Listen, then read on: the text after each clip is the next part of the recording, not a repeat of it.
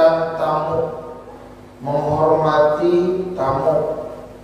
Jadi selaku orang Islam, jemaah sekalian, selaku orang yang beriman kepada Allah, ada kewajiban secara hukum sosial untuk menghormati tamu yang datang ke rumah kita. Dalam salah satu hadis Nabi, beliau bersabda, "Man kana yu'minu billahi wal yawmil akhir falyukrim dhaifah." Siapa orang yang beriman pada Allah dan hari akhir, maka muliakanlah tamunya, maka hormatilah tamunya. Menjadi tolak ukur orang tersebut beriman pada Allah atau tidak, menjadi tolak ukur orang tersebut beriman pada hari kiamat atau tidak, apabila orang tersebut menghormati tamunya, memuliakan tamunya. Maka awal hadisnya adalah man kana, siapa orang yu'minu billahi wal yawmil akhir, beriman pada Allah dan hari akhir. Nah, orang yang beriman itu punya konsekuensi keimanan, jemaah sekalian, untuk menghormati tamu apabila ada orang yang datang ke rumah kita. Jadi ada kata orang, ada tamu kita kalau datang ke rumah kita, ada tamu komunitas kita kalau datang di komunitas kita, ada tamu komplek kita kalau datang ke komplek kita, ada tamu masjid kalau datang ke masjid, ada tamu kampung kalau datangnya acara kampung, bahkan ada tamu negara. Bahkan ada tamu negara kalau datangnya dalam urusan negara. Nah, sebagai komunitas yang beriman, sebagai orang yang beriman, sebagai orang kampung yang beriman, sebagai negara yang beriman, yang berketuhanan kepada Allah Subhanahu wa taala, maka selayaknya untuk menghormati tamu tersebut. Ini patokan atau tolak ukur orang yang beriman pada Allah dan orang yang beriman kepada hari akhir. Kira-kira saat orang datang ke rumah kita, bagaimana sikap kita jemaah sekalian? Senang, girang, atau bagaimana? Nah, pertanyaannya, kenapa kita harus memuliakan tamu? Kenapa kita harus menghormati tamu? Karena kita juga akan menjadi tamu bagi orang lain. Masuk hukum sosial. Saat kita menghormati orang, saat kita memuliakan tamu, kalau ada tamu yang datang ke rumah kita, sebab suatu saat kita akan menjadi tamu orang lain, maka kita pun akan dihormati oleh orang. Itu hukum timbal balik tuh. Hukum sosial, tidak mungkin kita bisa pungkiri bahwa kita akan menjadi tamu atau ditamui. Nah, maka di dalam kitab ini jemaah sekalian, apa maksud daripada ikramud dhaif, memuliakan tamu tersebut? Ihsanud diyafah, man ata ilaihi taliban lil ikrami kal gharibi bil busyra fi wajhihi wa tayyibul hadith ma'a wa ta'jilu ma hadara indahu wa qiyamuhu bi nafsihi fi khidmatihi faqat. Maksud daripada ikramud dhaif, memuliakan tamu, menghormati tamu adalah ihsanud diyafah, berbuat baik kepada tamu. Man ata ilaihi taliban lil ikrami,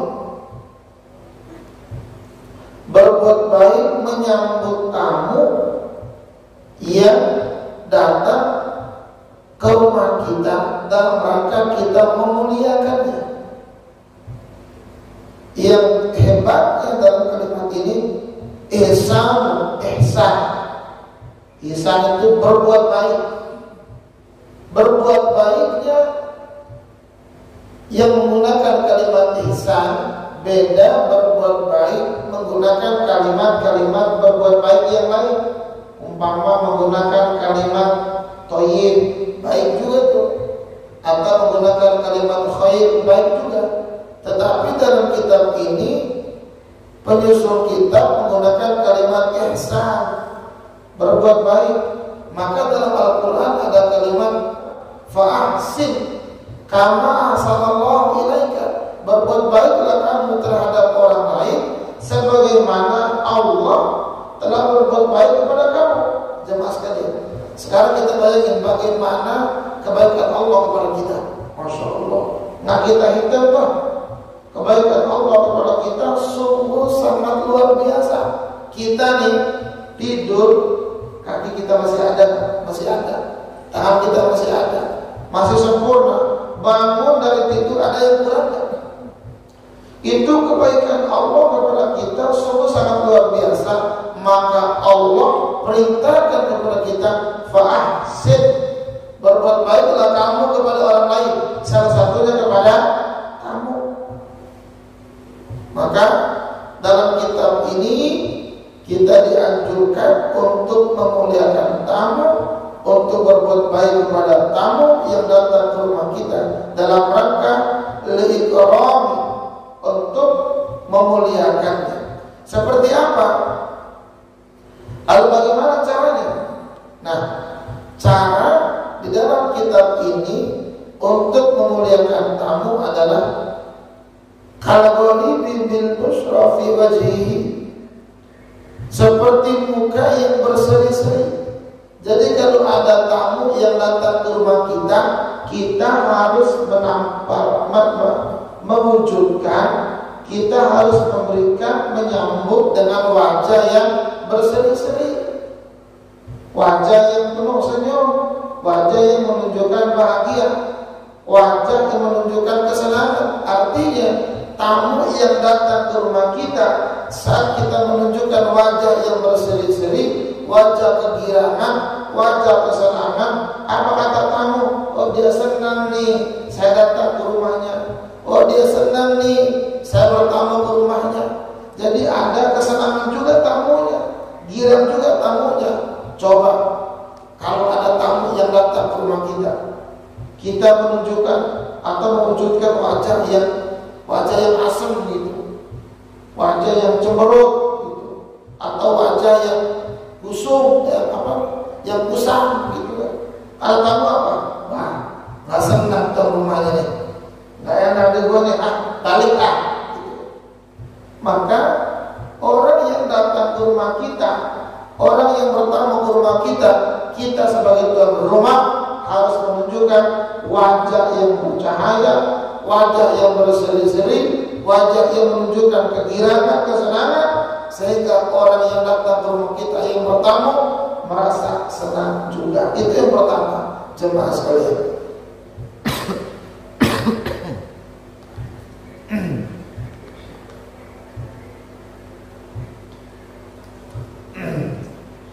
Yang kedua, cara kita menyambut tamu, memuliakan tamu adalah wa thayyibul hadits, menunjukkan omongan yang baik, kalimatnya kalimat yang baik. Kalau bahasa Arabnya asal ahlan wa sahlan, selamat datang wahai saudaraku, gitu kan? Selamat datang kawan. Orangnya tentu salam, assalamualaikum. Kita jawab salamnya yang lebih, waalaikumsalam warahmatullahi wabarakatuh. Selamat datang ke tempat saya. Sambil kita menunjukkan wajah yang bercahaya, yang gembira, yang senang.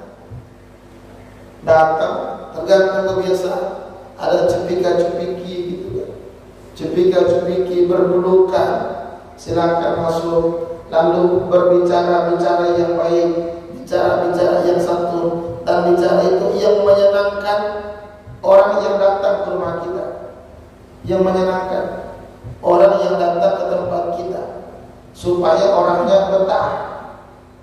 Coba kalau kita tunjukin kalimat yang tidak baik. Ya, nolak tidak. Nah, orang sudah tersinggung itu. Baru kemarin lo datang ke rumah gua, lo datang lagi, ya, dengan muka yang kurang baik. Kalau kita menunjukkan kalimat-kalimat yang demikian tuh, muka yang demikian tuh, kata tamu, ya, mari terima gua nih, berbalik dah, ya. Itu menunjukkan tidak baik, jemaah sekalian. Maka menyambut tamu kalimatnya kalimat yang sopan, kalimat yang baik. Kalaupun ada tamu yang biasa, gimana? Ada apa? Ada yang bisa saya bantu atau bagaimana? Gitu. Itu menunjukkan satu sikap, satu kalimat yang menunjukkan kalau kita senang kedatangan orang ke rumah kita, jemaah sekalian. Itu adabnya, itu sopan santunnya, kalimatnya kalimat yang baik. Kemudian tamu yang ketiga adalah wa ta'jilu ma hadara 'indahu. Cara yang ketiga adalah cepat memberikan jamuan yang ada. Jamuan yang ada. Jamuannya yang ada saja. Jangan sibuk pencitraan membuat satu jamuan yang enggak ada tapi diada-adain. Akhirnya menjadi masalah tuh. Masalahnya bukan di tamunya, tapi orang hidup di dalam rumahnya. Ya, menjadi masalah begitu. Dan karena masalah bagi orang yang ada dalam rumah sebagai sahibul bait, sebagai yang didatangi, gara-gara bersikap demikian, itu tamu pun merasa, ya, gua nggak enak nih. Maka buru-buru hadirkan. Begitu datang tamu tanpa ditawarin. Bagaimana? Ya, dia sama kopinya disiapin, dan terserah tamu itu milih yang mana. Iya kan? Milih yang mana? Umpama suguhkan air, suguhkan kopi, suguhkan teh, suguhkan susu kalau ada. Nah kalau nggak ada, ya udah air putih dah. Masa timbang air putih nggak ada, gitu kan? Atau di rumah kita ada makanan-makanan yang ada di rumah kita, maka suguhkan makanan-makanan tersebut, buru-buru menyiapkannya, memberikannya kepada kita punya tamu, jemaah sekalian. Ini cara yang ketiga untuk menyambut, memuliakan tamu. Jadi yang pertama wajah yang kegirangan, yang kedua ucapan yang baik, yang ketiga memberikan jamuan yang ada di rumah kita tanpa direkayasa keberadaannya. Yang selanjutnya cara menerima tamu itu adalah memuliakan tamu wa qiyamuhum bi nafsihi, dan kita sendiri yang sibuk melayani tamunya. Kita sendiri, umpama yang bikinin kopinya kita, yang bikinin tehnya kita, yang bikinin susunya kita, yang kasih air putihnya kita, yang ngasih makanannya kita. Bahkan kalau ada kalau ada tehnya masih di teko, kita yang nuangin. Kita semua tuh yang kerja. Jangan nyuruh tamu, ya kan? Bikin sendiri dah kopinya, tamu sama, ya. Nah tamunya pulang, lalu disuruh-suruh, gitu kan? So, menyentuh sendiri dah, gitu kan? Itu tamu dianggap tuan rumah jadinya. Nah, maka tamu tersebut kita yang sibuk menyiapkan segala-galanya, jemaah sekalian. Wa qiyamuhu bi nafsihi fi khidmati. Itu cara memuliakan tamu, cara menghormatinya, jemaah sekalian. Nah, terus kata guru saya, kalau kita makan bareng sama tamu, jemaah sekalian, kita makan bareng sama tamu, maka tuan rumahnya jangan berhenti makan sebelum tamu selesai makan. Jangan berhenti minum sebelum tamu selesai minum. Jadi kalau tamunya masih nyendok, kitanya harus sendok lagi. Jangan kita nyuruh tamu nambah, kitanya nggak nambah. Tamu tersinggung. dan tamu tersebut merasa malu kalau nambah makan sementara tuan rumahnya tak nambah makan. Akan tersinggung dia. Dan tamunya harus selesai makan lebih dulu sebelum tuan rumahnya selesai makan. Itu tamunya. Nabi Ibrahim karena senangnya menyambut tamu dipanggil Abu Dhaif. Sampai-sampai jemaah sekalian, Nabi Ibrahim itu kalau mau makan nungguin tamu datang ke rumahnya. Tamu datang makan. Kalau kita tamu pulang baru makan. Kata kita, ini tamu kapan balik? Ya kita mau makan kan ini. Wah ini tuh rumah mengusir tamu baru makan. Bahkan Nabi Ibrahim itu jemaah sekalian, kalau nggak ada tamu yang datang, konon dalam kisahnya nungguin orang di pinggir jalan, duduk di jembatan, sini makan bareng gua, sini makan bareng gua. Nungguin tamu datang tuh baru makan. Kalau nggak ada tamu, cari-cari orang biar makan bareng di rumahnya. Kalau saya nungguin orang pulang baru makan. Kebetulan ada sate, istri masak, umpama gitu. Kalau makan sama tamu, lalu gini kita ya, udah tuh dia pulang aja dah baru makan. Ya, itu namanya bukan muliain tamu. Makanya tadi itu apa maksudnya? Apa yang ada di rumah kita, makanan-makanan yang enak-enak tuh kita keluarin, kita makan sama-sama. Sebab kenapa? Kalau mau ngasih orang tuh yang baiknya, jangan yang tak baiknya. Nah jemaah yang dimuliakan Allah Subhanahu wa Ta'ala, lalu berapa ukuran menjadi tamu itu? Berapa hari dia? Di dalam kitab ini, wa bi ta'amihi thalathati ayyamin biqadr. Patokan orang tersebut menjadi tamu kita adalah selama 3 hari. Kita kasih makannya selama 3 hari. Kalau tamunya 3 hari, kita memuliakannya, kita menghormati selama 3 hari. Kita kasih makan, kita kasih minum. Itu yang nanggung semua tuan rumah dengan kadar kemampuan kita. Jangan dipaksa-paksain. Dan tidak boleh hutang hanya untuk muliakan tamu. Kalau tamu pulang kita hutang serumpun, mikir pusing lagi pikiran kita. Ya, jangan hutang. Suguhkan apa yang ada di rumah kita. Jemaah yang dimuliakan Allah Subhanahu wa Ta'ala, di dalam kitab ini liqaulihi sallallahu alaihi wasallam, sebagaimana sabda baginda Rasulullah sallallahu alaihi wasallam, kata Nabi, ana wal atqiya'u min ummati bura'u minat takalluf. Saya dan orang-orang yang bertakwa dari kalangan umatku membebaskan diri daripada paksaan. Jadi tidak boleh memaksa untuk memuliakan tamu. Harus bagaimana kita muliakan tergantung bagaimana kemampuan kita. Jadi kita, kata Nabi, saya dan orang-orang yang bertakwa dari kalangan umatku membebaskan diri daripada paksaan. Tidak ada paksa-memaksa dalam memuliakan tamu, jemaah sekalian. Dan di dalam hadis yang lain, wa qala sallallahu alaihi wasallam, bersabda baginda Rasul, la tatakallafu lid-dhaifi, janganlah memaksakan diri untuk menghormati tamu.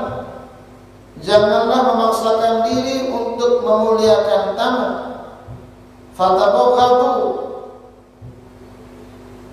yang nanti akan muncul satu kebencian. Nanti bisa muncul satu kebencian kepada tamu tersebut karena kita memaksakan diri untuk memuliakan tamu. Tadinya girang datang tamu, cuman kita memaksakan diri untuk memuliakan tamu, kita benci sama tamu gara-gara dia nih jual gua jadi begini. Nah, jangan sampai gara-gara dia bertamu nih kan dia gua ngutang. Kita harus melihat yang demikian jemaah jemaah sekalian. Dan saya sebentar lagi satu hadis ini. Man abghadad dhaif, siapa orang yang benci sama tamu. Tamu datang ke rumah kita, kita memaksakan diri untuk menghormati tamu, akhirnya kita benci sama tamu, maka man abghadad dhaif, siapa orang yang benci kepada tamu, faqad abghadallah, sungguh dia telah benci Allah. Masyaallah. Faman abghadha wa man abghadallah, siapa orang yang benci Allah, abghadallah, orang tersebut dibenci oleh Allah Subhanahu wa taala. Maka awal hadis tadi jemaah sekalian, orang yang beriman punya kewajiban untuk menghormati tamu. Nah, konsekuensi keimanannya adalah menjadi tolak ukur kita beriman sejauh mana kita menghormati tamu. Dan di ujung daripada hadis ini adalah bahwa orang yang memaksakan diri untuk menghormati tamu, malah dia benci kepada tamu, maka orang tersebut dibenci oleh Allah Subhanahu wa taala.